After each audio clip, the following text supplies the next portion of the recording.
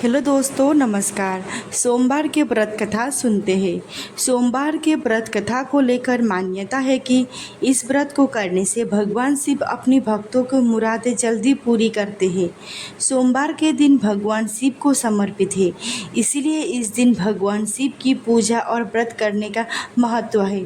यदि सोमवार के व्रत करते हैं तो आपको सोमवार का व्रत कथा पढ़ना बेहद ज़रूरी है, क्योंकि इसके बिना आपका व्रत अधूरा माना जाता है। सोमवार के व्रत सुनने से एक बार किसी एक नगर में एक साहूकार था। उसके घर में धन की कोई कमी नहीं थी, लेकिन कई संतान ना होने के कारण से वो बहुत दुखी था। संतान प्राप्ति के लिए वो हर सोमवार का व्रत रखता था और पूरी श्रद्धा के साथ शिव मंदिर जाकर भगवान शिव और माता पार्वती का पूजा करता था। उसकी भक्ति को देखकर एक दिन माता पार्वती प्रसन्न होकर भगवान शिव से साहूकार की मनोकामना पूर्ण करने का निवेदन किया।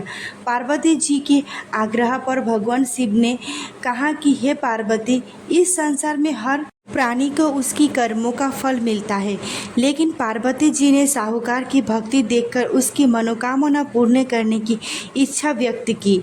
माता पार्वती की आग्रह पर भगवान शिव ने साहूकार के पुत्र प्राप्ति का वरदान दिया, लेकिन उन्होंने बताया कि 12 साल की उम्र तक ही जीवित रहेगा।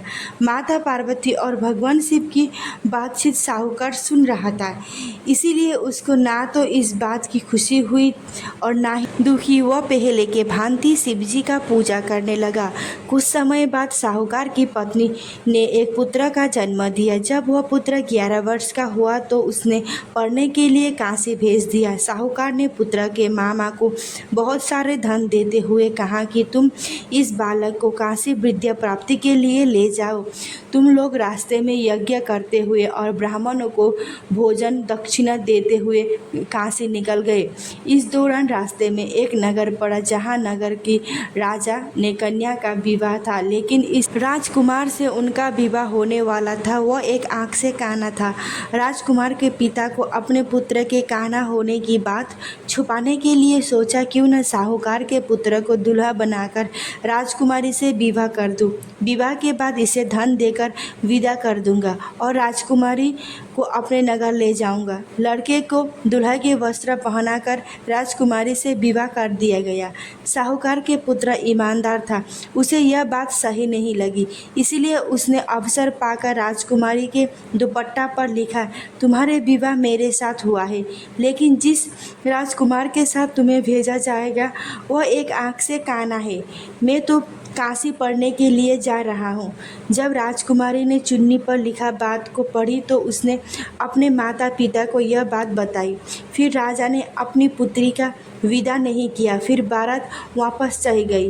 दूसरी ओर साहूकार का लड़का काशी पहुंचा और वहां जाकर यज्ञ किया। जिस दिन लड़का 12 साल का हुआ था उस दिन यज्ञ का आयोजन था। लड़के ने अपने मामा से कहा कि मेरी तबीयत कुछ ठीक नहीं है। मामा ने कहा कि तुम अंदर जाकर आराम कर लो। शिवजी के वरदान अनुसार कुछ ही देर में उस बालक का प्राण निकल गया। मृत भांजे को देखकर उसने मामा ने विलाप करना शुरू किया।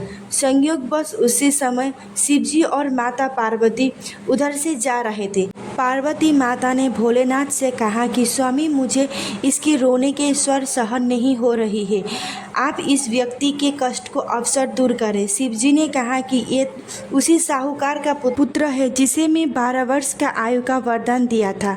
मातृभाव से विरोध माता पार्वती ने कहा कि हे महादेव, आप इस बालक को आयु देने का कृपा कर, अन्यथा इसके माता पिता तड़प तड़प कर मर जाएंगे। माता पार्वती के पूर्ण आग्रह पर भगवान शिव ने उस लड़के को जीवित होने का वरदान दिया। शिवजी के कृपा से वह लड़का का पढ़ाई खत्म होने के बाद काशी से घर जा रहा था। फिर उसी जगह पर हम यज्ञ करा के राजकुमारी की पुत्री को विदा कर दिया गया। कृपया चैनल को सब्सक्राइब कर दीजिए। धन्यवाद।